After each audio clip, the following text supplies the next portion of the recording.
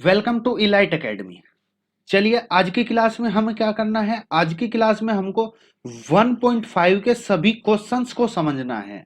अभी तक आपने क्या किया, जो 1.5 से पहले पहले जितने भी एग्जाम्पल है क्वेश्चंस को है हमने बारी बारी से समझा है। इस क्लास में हम समझेंगे 1.5 में आने वाले सभी क्वेश्चंस को डिटेल में करेंगे, डिटेल में समझेंगे। चलिए स्टार्ट करते हैं। यह है आज का फर्स्ट क्वेश्चन। क्या फर्स्ट क्वेश्चन यहां पे लिखा गया है, let U A B and C find A dash. A dash ये तो कहीं देखा देखा सा लग रहा है। ए डैश का मतलब होता है क्या है, complement of A. Complement of A, समझ आया। इसको आपने ए सी भी लिख सकते हैं। क्या लिख सकते हैं, ए सी। तो आपको क्या निकालना है, कॉम्प्लीमेंट। हमने कॉम्प्लीमेंट समझा था, क्या समझा था कि कॉम्प्लीमेंट वो होता है जिस सेट का भी हमें कॉम्प्लीमेंट निकालना है तो यूनिवर्सल सेट से उस सेट के एलिमेंट को ही निकाल देते हैं, जो बाकी बचा रह जाता है उसी को उसका क्या बोलते हैं, कॉम्प्लीमेंट। क्लियर हुआ, हाँ समझ तो आया। चलिए तो क्या होता है, ए सेट यहाँ पे है 1 2 3 4। आपने यहाँ पे 1 2 3 4 को रिमूव कर दिया, बचेगा क्या, 5 6 7 8 9। तो आप यहां पे लिखोगे जो ए का कॉम्प्लीमेंट है ये बचेगा 1 2 3 4। ये तो हमको रिमूव करना था, तो बचेगा क्या, यहां पे बचेगा 5 6 7 8 एंड 9। तो मतलब आपका ये सेट बचेगा ए का कॉम्प्लीमेंट। यदि आपसे पूछा जाए बी कॉम्प्लीमेंट तो आप यहां पे लिखोगे बी कॉम्प्लीमेंट इक्वल बचेगा, जो बी के एलिमेंट है 2 से लेकर 8 तक, मतलब 2 4 6 8 आप यहां से निकाल दीजिए तो क्या बचेगा, 1 3 5 7 एंड 9। बात क्लियर। चलिए जी, सी लिखा हुआ है 3 4 5 6। आपसे पूछा ए यूनियन सी, पहले आप ए यूनियन सी निकालोगे। क्या निकालोगे, ए यूनियन सी। ए यहां पे है, सी यहां पे है, आपने इन दोनों का यूनियन किया तो क्या आएगा, 1 2 3 4 5 6। अब आपको क्या करना है, इसका कॉम्प्लीमेंट निकालना है। जब आप इसका कॉम्प्लीमेंट निकालोगे तो क्या बचेगा, जो यूनिवर्सल सेट है इस यूनिवर्सल सेट से हमें ये एलिमेंट रिमूव करने हैं 1 से लेके 6 तक। तो आपने जब 1 से लेके 6 तक रिमूव किया तो बचा क्या, 7 8 9। तो यहां पे क्या बचेगा, 7 8 9। बात क्लियर, यही आपका इसका आंसर होगा। चलिए अब आप देखिए यहां पे लिखा है ए यूनियन बी, मतलब पहले आप ए यूनियन बी निकालोगे। तो यदि आप ए यूनियन बी निकालना चाह रहे हो, यहां पे लिखिएगा ये मैंने आपको फर्स्ट है बताया, ये सेकंड बताया, ये थर्ड बताया। अब देखिए आप फोर्थ, यदि आप फोर्थ निकालोगे तो मैंने लिखा ए यूनियन बी। पहले आप ए यूनियन बी निकालोगे, ए ये रहा, बी ये रहा। जब आप इन दोनों का यूनियन करते हो तो एलिमेंट आएगा 1 2 3 4 6 8। अब आप इसका ए यूनियन बी का क्या निकालोगे, कॉम्प्लीमेंट। कॉम्प्लीमेंट के लिए जो इससे बचे हुए एलिमेंट है वो आपको लिखने हैं। तो क्या बचा है, 5 6 9।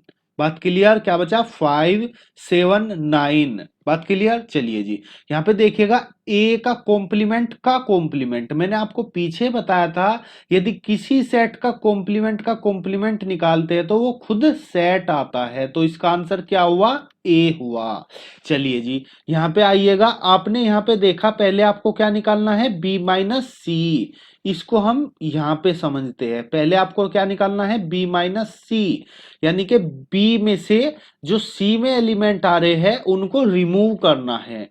बी यहां पे है 2 4 6 8, आपने ये देखा 3 4 5 6, मतलब 4 और 6 कॉमन एलिमेंट है, तो 4 और 6 को हम यहां से हटा देंगे, बचेगा 2 एंड 8, तो यहाँ पे जो बचेगा वो आएगा 2 और 8। बात क्लियर।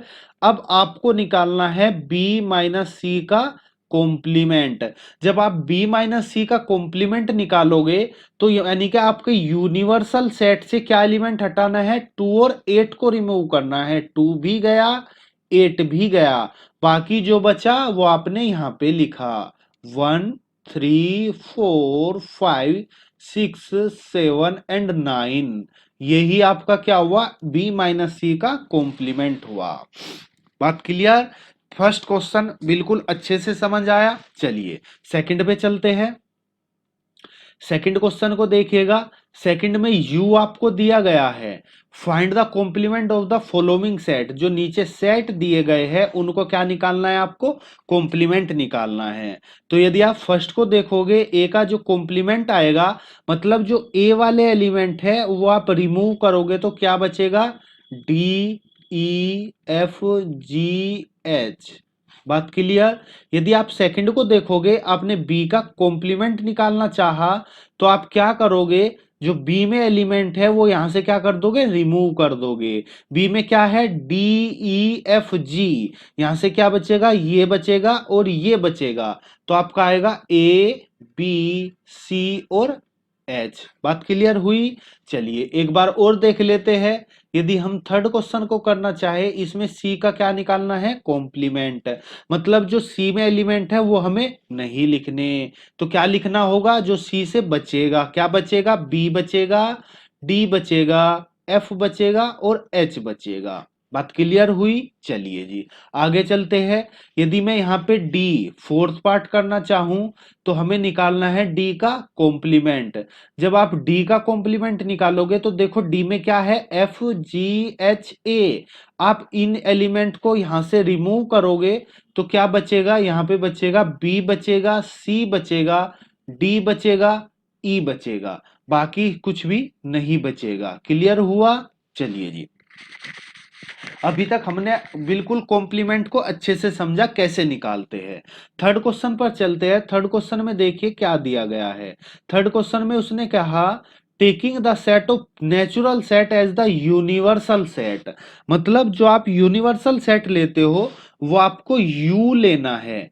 यू यूनिवर्सल सेट जो होगा वो आपको एन लेना है। एन मतलब 1 2 3 4 5 एंड सो ऑन। बात क्लियर।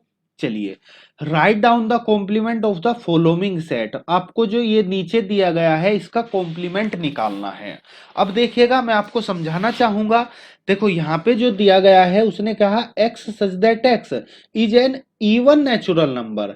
अब आप यहाँ पे देखोगे ये क्या है, इवन नेचुरल नंबर। यदि मैं इसको लिस्ट फॉर्म में लिखना चाहूं, यदि ये फर्स्ट है, इसको मैं लिस्ट फॉर्म में लिखना चाहूं तो क्या आएगा, 2 4 6 8 9 सॉरी 10। ठीक है, यहाँ पे सभी इवन नंबर लिखना है।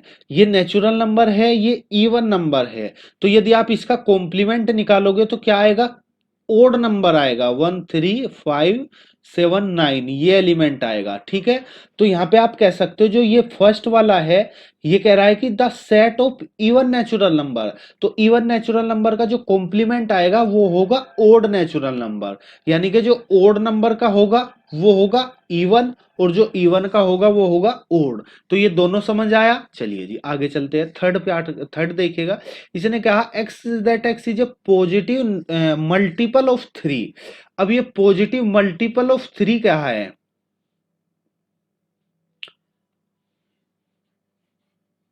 इसको थोड़ा सा एक बार इरेज कर लेते हैं, क्योंकि इसमें जो पार्ट है वो थोड़ा सा ज्यादा है, तो यहाँ पे मटेरियल ज्यादा फैल जाएगा। इससे अच्छा होगा हम थोड़ा सा इरेज कर ले। तो यहाँ पे इसने कहा, थर्ड पार्ट को आप पढ़िएगा। इसने कहा x such that x, sorry third part, x such that x is a positive multiple of 3। यानी कि जो आपका मान लिया जाए मैंने इसको a माना, थर्ड पार्ट में जो दिया गया है इसको मैंने लेट किया a। लेट a इक्वल क्या है, the positive multiple of 3। Positive multiple of 3 मतलब 3 6 9 12 15 ऐसे ही आता चला जाएगा। ठीक है, यदि मैं ए कॉम्प्लीमेंट लिखना चाहूं तो यहां लिखोगे x such that x is not a multiple of 3। मतलब जो यहां पे एलिमेंट लेना है आपको वो ऐसा लेना है जो 3 का मल्टीपल नहीं होगा। बात क्लियर हुई? चलिए जी, यहां पे देखिएगा x such that x A prime number. तो यदि आप फोर्थ को देखोगे आपको लिखना है, आपने लेट किया ए इक्वल है प्राइम नंबर, मतलब 2 3 5 7 11 13 ऐसे ही चला जाएगा। ठीक है, सेट ऑफ प्राइम नंबर। यदि आप ए कॉम्प्लीमेंट लिखोगे तो यहां पे लिखना है आपको x such that x is not a prime, मतलब ये कभी भी प्राइम नहीं होगा। तो जब ये प्राइम नहीं होगा तो वो ए के कॉम्प्लीमेंट में आएगा। बात क्लियर हुई? चलिए जी, इसी तरीके से यहां पे देखिएगा X such that X natural number divisible by 3 and 5।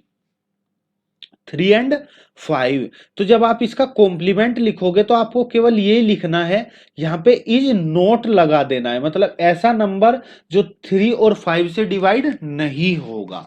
चलिए जी, नेक्स्ट क्वेश्चन देखिएगा। इसने कहा x such that x is a perfect square. जब परफेक्ट स्क्वायर लेना है तो आप क्या लिखोगे कॉम्प्लीमेंट में?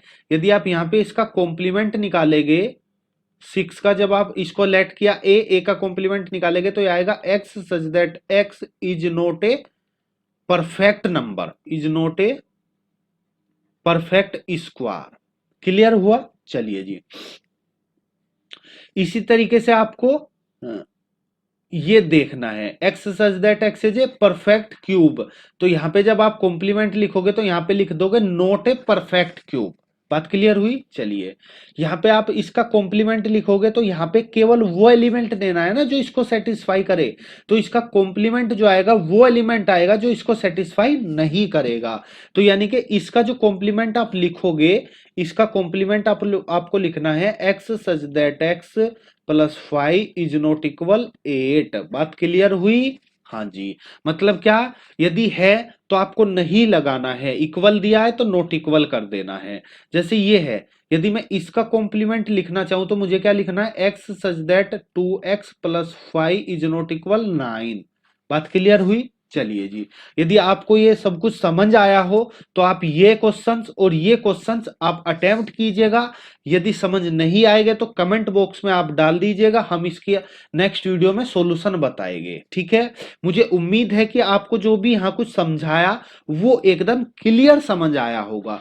यदि थोड़ा सा कंफ्यूजन है तो आप वीडियो को रिवाइंड कीजिए, दोबारा देखिए, ये सब कुछ क्लियर हो जाएगा। चलिए नेक्स्ट क्वेश्चन पे चलते हैं। नेक्स्ट क्वेश्चन पे चलते हैं। फोर क्वेश्चन देखिएगा। इसने कहा यू 1 2 3 4 5 6 एंड 9 तक ए दिया है, बी दिया है। ये क्या है और ये क्या है? आपने कभी पढ़ा है इन दोनों के बारे में? हाँ, लास्ट क्लास में देखा देखा सा तो लग रहा है, लेकिन आपको कुछ इनाम याद आ रहा हो तो आपने एक डी मॉर्गन लॉ पढ़ा था। क्या पढ़ा था? De Morgan law. यदि मैं डी मॉर्गन लॉ की बात करूं तो वो इसी को बोलते हैं। ठीक है, और मैंने वहां पे आपको प्रूफ करके भी दिखाया था। चलिए जी, यहाँ पे मैं आपको एक पार्ट करके दिखाऊंगा, सेकंड आप खुद करोगे। तो जैसे मैंने ये किया, यहाँ पे हम पहले लेफ्ट साइड लेंगे, LHS इक्वल क्या है, ए यूनियन बी का कॉम्प्लीमेंट। तो पहले आप ए यूनियन बी लिखोगे तो क्या है ए यूनियन बी, ए ये रहा, बी ये रहा, इन दोनों का आपने यूनियन किया तो 2 3 4 5 6 7 8। इसका आपको क्या निकालना है? कॉम्प्लीमेंट। इसका कॉम्प्लीमेंट मतलब जो ये यू में है इनको आप रिमूव कर दोगे तो आपके पास बचेगा 1 और 9। क्या बचेगा? 1 और 9। चलिए जी, अब हम RHS लेते हैं। RHS में क्या दिया? A dash intersection B dash. तो आप यहाँ पे A डैश लिखिएगा पहले। A डैश मतलब ये एलिमेंट यहां से रिमूव करोगे तो क्या बचेगा? 1 बचेगा, 3 बचेगा, 5 बचेगा, 7 बचेगा एंड 9 बचेगा। इंटरसेक्शन आपको निकालना है बी का कॉम्प्लीमेंट। बी में है 2 3 5 7, इसको रिमूव कर दीजिए। क्या बचेगा? 1 बचेगा, 4 बचेगा, 6 बचेगा, 8 बचेगा एंड 9 बचेगा।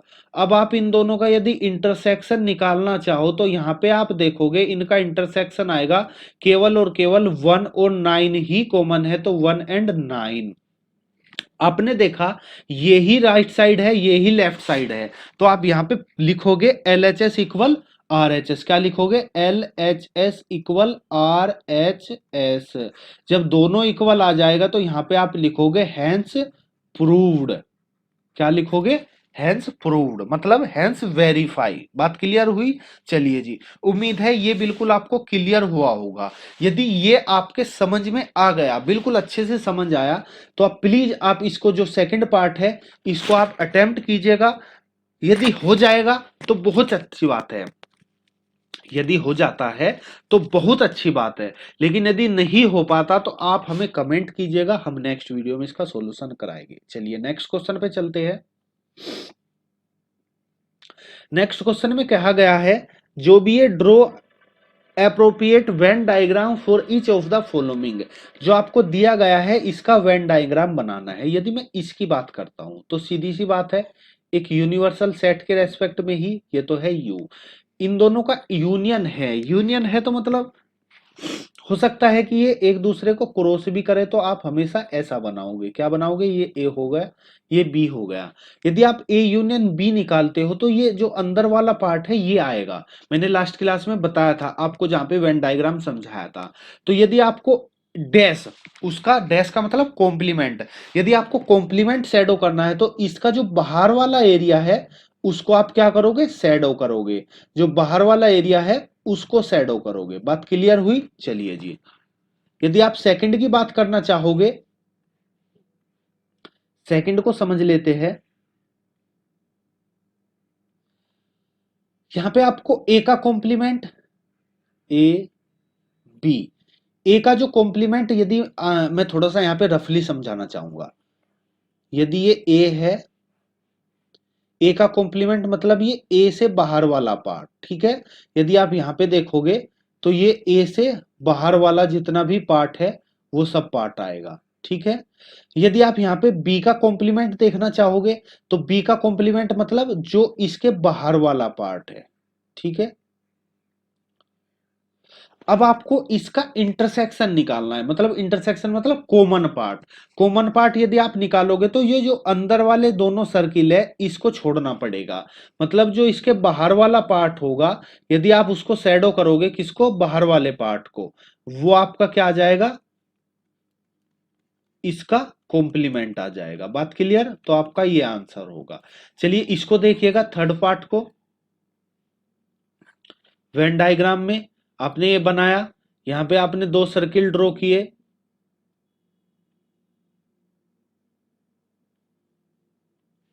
एक सर्किल ये हुआ, दूसरा सर्किल ये हुआ। आपने कहा पहले इन दोनों का क्या निकालना? इंटरसेक्शन। यदि इंटरसेक्शन की बात करें तो ये वाला पोर्शन आएगा, लेकिन यदि इसके कॉम्प्लीमेंट की बात करें तो इसके जो बाहर जितना भी पोर्शन होगा वो सारा आएगा, ठीक है। बात क्लियर हुई? मतलब जो इसके बाहर वाला पोर्शन है ये सारा, ये कंप्लीट शैडो वाला पार्ट क्या आएगा? इसका कॉम्प्लीमेंट आएगा, ठीक है। बात क्लियर? चलिए जी, यदि आप इसको निकालना चाहोगे तो ये इसके ही इक्वल आएगा। आपने पढ़ा ना, जो डिमोर्गन लॉ है वो इसके इक्वल है, जो डिमोर्गन लॉ है दूसरा वो इसके इक्वल है। चलिए, उम्मीद है ये आपको बिल्कुल समझ आया होगा। चलिए नेक्स्ट क्वेश्चन पे चलते हैं। यदि आपको सब कुछ अच्छे से समझ आ रहा है तो प्लीज एक लाइक तो बनता है। चलिए, let you be the set of all triangle in a plane if A is the set of all triangle with the least one angle difference from 60 degree, what is A complement? ठीक है, इसने कहा जो universal set है वो है triangle का universal set, मतलब जो यूनिवर्सल सेट है वो सभी ट्राइंगल उसमें है। आपको यहाँ पे ए सेट दिया गया है, set of triangle with at least one angle difference from 60 degree, यानी कि जो वन एंगल है आपको 60 डिग्री लेके चलना है कम से कम। तो यदि आपको कॉम्प्लीमेंट निकालना है तो कॉम्प्लीमेंट में क्या लिखोगे आप? ए डैश इक्वल लिखोगे A dash is the set of all triangle with at least angle difference from 60 degree. तो विद नोट ए एंगल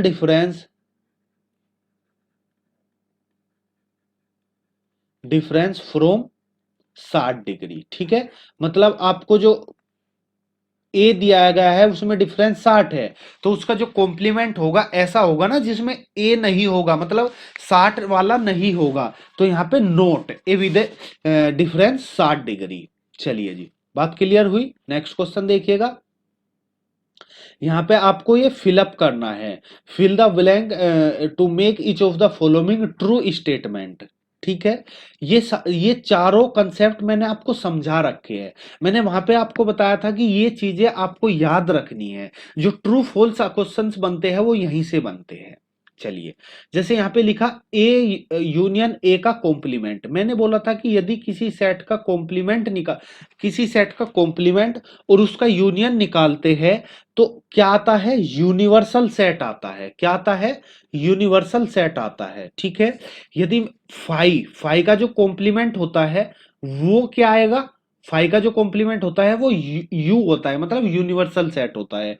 इसका इंटरसेक्शन करना ए के साथ, आप देखोगे कि जहां पे आप यूनिवर्सल सेट पढ़ते हो तो वहां पे जो ए है वो यू का सबसेट होता है। तो मैंने आपको पीछे सबसेट वाला कंसेप्ट बताया था, यदि कोई सेट दूसरे का सबसेट है और वहां पे आप इंटरसेक्शन या यूनियन की बात करते हो तो इंटरसेक्शन में जो छोटा सेट होता है वो आपका आंसर आता है। तो इन दोनों में यदि छोटे सेट की बात की जाए तो वो होता है ए, तो इसका आंसर आएगा ए। उम्मीद है बिल्कुल समझ आया होगा। एक बार ये देखिएगा, इसने कहा ए इंटरसेक्शन ए डैश, आपने देखा कि जो इन दोनों में कोई भी एलिमेंट कॉमन नहीं होता, तो इसका आंसर हुआ 5। फोर्थ को समझिएगा, इसने कहा you dash intersection A, you dash का मतलब यू का कॉम्प्लीमेंट। पीछे आपको बताया गया है कि यू का जो कॉम्प्लीमेंट होता है वो 5 होता है। 5 इंटरसेक्शन ए, पीछे कहीं आपको बताया गया था जो 5 होता है वो ए का सबसेट होता है, मतलब जो 5 होता है वो प्रत्येक सेट का क्या होता है, सबसेट होता है। ठीक है, ये सब चीजें आपने यदि नहीं देखा तो आप प्लीज पिछले वीडियो को एक बार देख लीजिएगा। इस वीडियो का जो डिस्क्रिप्शन बोर्ड है वहां पे आपको सभी वीडियो के लिंक दिए गए हैं। ठीक है, अब आपने देखा जो 5 है वो ए का क्या है, सबसेट है। यदि हम इंटरसेक्शन की बात करते हैं तो 5 छोटा सेट है, तो इंटरसेक्शन क्या आएगा, 5 आएगा। बात क्लियर, उम्मीद है एकदम क्लियर हुआ होगा। चलिए जी, ये इस एक्सरसाइज में 7th ही क्वेश्चन थे, सभी को हमने अच्छे से डिस्कस किया, बहुत अच्छे से समझा। फिर भी यदि आपको थोड़ा बहुत कंफ्यूजन लगता है तो प्लीज एक बार वीडियो को रिवाइंड करके देख लीजिएगा। ठीक है, आपको यदि अच्छा लगे, हमारा आपका अपना चैनल है इलाइट एकेडमी, यदि आपको अच्छा लगता है तो प्लीज एक बार वीडियो को सब्सक्राइब कर दीजिए, हमारे चैनल को, वीडियो को शेयर कीजिए, अधिक से अधिक अपने दोस्तों तक पहुंचाइएगा। ठीक है, यदि आपको अच्छा लगे तो लाइक कीजिएगा। चलिए, हमारे साथ बने रहिए, मिलते हैं अगले वीडियो में नेक्स्ट एक्सरसाइज के साथ, नेक्स्ट क्वेश्चन के साथ। जब तक के लिए देखते रहिए इलाइट एकेडमी।